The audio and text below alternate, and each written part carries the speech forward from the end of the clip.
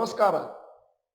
ಇವತ್ತಿನ ವಿಡಿಯೋ ಬೇರೆ ಮಾರುಕಟ್ಟೆಗಳಿಗೆ ಹೋಲಿಸಿದರೆ ನಮ್ಮ ಮಾರುಕಟ್ಟೆ ಮೇಲೆ ಹೋಗುವ ಸಾಧ್ಯತೆಗಳು ಹೆಚ್ಚು. ನಾನು ಡಾಕ್ಟರ್ ಭರತ್ ಚಂದ್ರ. ವಿಡಿಯೋಗಳ ಉದ್ದೇಶ ಕನ್ನಡಿಗರ ಫೈನಾನ್ಷಿಯಲ್ ಎಜುಕೇಶನ್.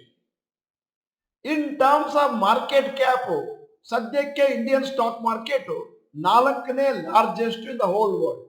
ಮತ್ತೆ ಇನ್ನೊಂದು 2-3 ವರ್ಷದಲ್ಲಿ 3rd ಲಾರ್ಜೆಸ್ಟ್ ಆಗುವಂತ ಸಾಧ್ಯತೆಗಳಿದಾವೆ. ಯಾಕಂದ್ರೆ ನಾವು ಬೀಟ್ ಮಾಡ್ಬೇಕಾಗಿರೋದು ಜಾಪನೀಸ್ ಮಾರ್ಕೆಟ್. ಅವರಿಗಿಂತ ಫಾಸ್ಟ್ ಆಗಿ ನಾವು ಗ್ರೋ ಆದ್ರೆ ಅದು ಬೇಗದಲ್ಲೇ ಸಾಧ್ಯ ಆಗುತ್ತೆ. ಈಗ ನಿಮ್ಮ ಮುಂದೆ ಮಾರ್ಕೆಟ್ ಕ್ಯಾಪ್ ಅಂಕಿ ಅಂಶಗಳನ್ನು ಇಟ್ಟಿದ್ದೇನೆ. ದೇಶ USA ಮಾರ್ಕೆಟ್ ಕ್ಯಾಪ್ 3,977 ಲಕ್ಷ ಕೋಟಿ. ಚೈನಾ ಇನ್ಕ್ಲೂಡಿಂಗ್ ಹಾಂಗ್ಕಾಂಗ್ 1,167 ಲಕ್ಷ ಕೋಟಿ. ಜಪಾನ್ 473 ಲಕ್ಷ ಕೋಟಿ. ಇಂಡಿಯಾ 343 ಲಕ್ಷ ಕೋಟಿ. ಫ್ರಾನ್ಸ್ 261 ಲಕ್ಷ ಕೋಟಿ. ಷೇರು ಮಾರುಕಟ್ಟೆಯ ಒಬ್ಬ ಹೂಡಿಕೆದಾರನಿಗೆ ಒಂದು ಲೆಕ್ಕ ಇಂಪಾರ್ಟೆಂಟ್. ಎಷ್ಟು ಷೇರುಗಳು ಷೇರು ಮಾರುಕಟ್ಟೆಯಲ್ಲಿ ಚೆನ್ನಾಗಿ ಪರ್ಫಾರ್ಮ್ ಮಾಡಿದಾವೆ. ಕಮ್ಮಿ ಷೇರುಗಳು ಮಾಡಿದ್ರೆ ಬೆನಿಫಿಟ್ ಇಲ್ಲ, ಜಾಸ್ತಿ ಷೇರುಗಳು ಮೇಲಕ್ಕೆ ಹೋಗ್ಬೇಕು. ಉದಾಹರಣೆಗೆ ಕೆಲವು ಸ್ಟಾಕ್ ಮಾರ್ಕೆಟ್ಗಳಲ್ಲಿ ಕೆಲವು ದೊಡ್ಡ ದೊಡ್ಡ ಕಂಪನಿಗಳು ಮಾತ್ರ ಮೇಲಕ್ಕೆ ಹೋಗ್ತವೆ ಟೋಟಲ್ ಮಾರ್ಕೆಟ್ ಕ್ಯಾಪ್ ನಲ್ಲಿ, ಮತ್ತೆ ಸಣ್ಣ ಕಂಪನಿಗಳು ಇಂಪ್ರೂವ್ ಆಗೋದೇ ಇಲ್ಲ.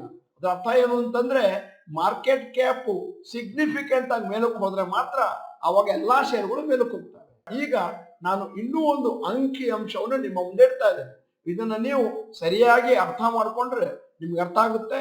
ಭಾರತದಲ್ಲಿ ಮುಂದಿನ ದಿನಗಳಲ್ಲಿ ನಮ್ಮ ಷೇರುಗಳು ಮತ್ತು ಇಂಡಿವಿಜುವಲ್ ಶೇರ್ಸ್ ಮೇಲಕ್ಕೆ ಹೋಗುವಂತ ಚಾನ್ಸಸ್ ಜಾಸ್ತಿ ಇದೆ when compare to other countries. ಉದಾಹರಣೆಗೆ ಇಡೀ ಪ್ರಪಂಚ ತಗೊಂಡ್ರೆ ದೊಡ್ಡ ದೊಡ್ಡ 5 ಕಂಪನಿಗಳನ್ನು ತಗೊಂಡ್ರೆ ಷೇರು ಮಾರ್ಕೆಟ್ ಕ್ಯಾಪ್ ಅಲ್ಲಿ 10.4%, ಅಮೆರಿಕದಲ್ಲಿ 21.2%, ಚೈನಾದಲ್ಲಿ 13.2%, ಜಪಾನ್ ಅಲ್ಲಿ 12.9%, ಇಂಡಿಯಾದಲ್ಲಿ 16.3%, ಫ್ರಾನ್ಸ್ ಅಲ್ಲಿ 36.9%, ಸೌದಿ ಅರೇಬಿಯಾದಲ್ಲಿ 81%. ಇದು ಅರ್ಥ ಏನು ಅಂತಂದ್ರೆ ಭಾರತದಲ್ಲಿ 5 ಕಂಪನಿಗಳ ಮಾರ್ಕೆಟ್ ಕ್ಯಾಪ್ ತಗೊಂಡ್ರೆ 16.3 ಬರುತ್ತೆ. ಉಳಿದದ್ದೆಲ್ಲ ಒಂದು ಅಂದಾಜು 1,900 ಷೇರು ಇಟ್ಕೊಂಡ್ರೆ ಆ 1,900 ಷೇರುಗಳೆಲ್ಲ ಸೇರ್ಕೊಂಡು ಒಂದು ಅಂದಾಜು 84% ವರೆಗೂ ಇದೆ. ಆದ್ದರಿಂದ ಈ 84% ಇಂಪ್ರೂವ್ ಆಗುವಂತ ಚಾನ್ಸಸ್ ಜಾಸ್ತಿ ಇದೆ.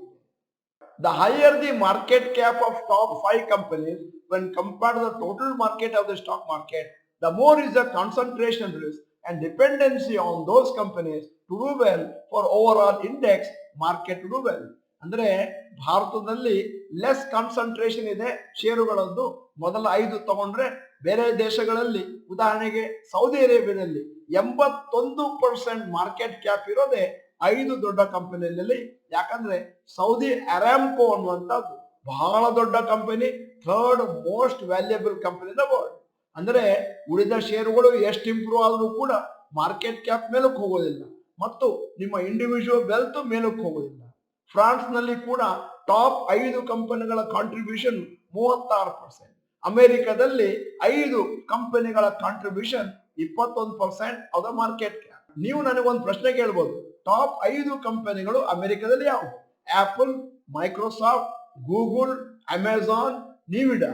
ಈ 5 ಕಂಪನಿಗಳು ಕಳೆದ ಕೆಲವು ವರ್ಷಗಳಲ್ಲಿ ಚೆನ್ನಾಗಿರೋದ್ರಿಂದ ಮಾರ್ಕೆಟ್ ಅಮೆರಿಕದಲ್ಲಿ ಚೆನ್ನಾಗಿ ಗ್ರೋ ಆಗಿದೆ. ಅಂದ್ರೆ ಬೇರೆ ಷೇರುಗಳು ಹೇಳಿಕೊಳ್ಳುವಷ್ಟು ಮೇಲಕ್ಕೆ ಹೋಗಿಲ್ಲ. ಭಾರತದಲ್ಲಿ ನೀವು ಕೇಳಬಹುದು 5 ಕಂಪನಿಗಳು 16% ಮಾರ್ಕೆಟ್ ಕ್ಯಾಪ್ ಇರುವಂತಹದ್ದು ಯಾವುದು? Reliance industries, TCS, HDFC bank, ICICI bank ಮತ್ತು Infosys. In fact, since the concentration of the 5 companies is slightly lower than other markets, Indian stock market total market cap can go much higher even if the top 5 companies don't do very well. ಅರ್ಥ ಏನು ಅಂತಂದ್ರೆ ಈ 5 ಕಂಪನಿಗಳು ಮುಂದಿನ ದಿನಗಳಲ್ಲಿ ಅಷ್ಟಾಗಿ perform ಮಾಡದೇ ಇದ್ರು ಕೂಡ 84% ಅಲ್ಲಿರುವಂತಹ ಉಳಿದ ಷೇರುಗಳು ಸ್ವಲ್ಪ ಚೆನ್ನಾಗಿ ಇಂಪ್ರೂವ್ಮೆಂಟ್ ಆಯ್ತು ಅಂತಂದ್ರೆ ಭಾರತದ ಮಾರುಕಟ್ಟೆ ಮೇಲೆ ಹೋಗುವಂತ ಚಾನ್ಸಸ್ ಜಾಸ್ತಿ ಇದೆ. ನಿಫ್ಟಿ 50 ವೇಟೇಜ್ ಕ್ಯಾಲ್ಕುಲೇಷನ್ ಮಾಡಿದ್ರೆ NSE ಯಲ್ಲಿ ನಮಗೆ ಫ್ರೀ ಫ್ಲೋಟ್ ಮಾರ್ಕೆಟ್ ಕ್ಯಾಪಿಟಲೈಸೇಷನ್ ಲೆಕ್ಕ ಹಾಕಬೇಕಾಗುತ್ತೆ rather than total market capitalization stock.